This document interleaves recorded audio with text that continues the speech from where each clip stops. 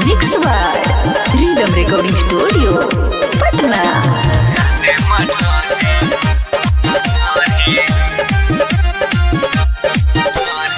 नया साल में कुछ नए हो जाई, अब की रबारी रिकॉर्ड बनी जाई रे।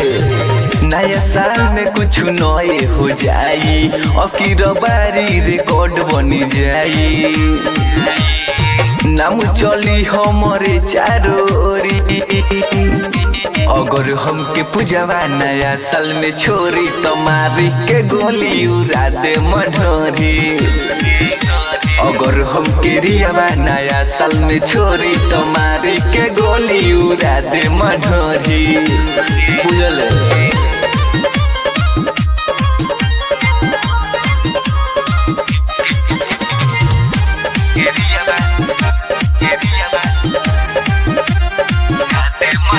अरे ढेरे धोखा खोइले बानी, दिल के मनैले बानी।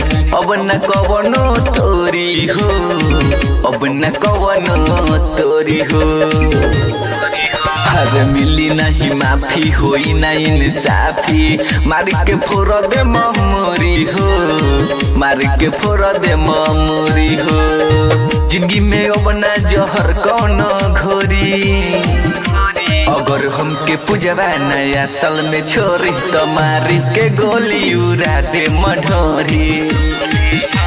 अगर हमके रियावा नया साल में छोरी तुम्हारी के गोली उड़ा दे मनोरी। चलो ना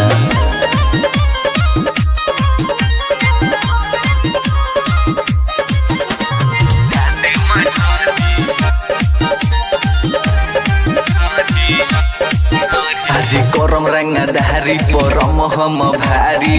मारम जे दिलवा दुखाई हो, मारम जे दिलवा दुखाई हो। आज सूरजर पने के दिल जदी टूटी, पूरा मचा देम तबाही हो, पूरा मचा देम तबाही हो। नीरज हिमांशु के बवाल होई जोरी। अगर हमके पूजवा नया साल में छोरी तुम्हारी के गोली उड़ा दे मनोरी।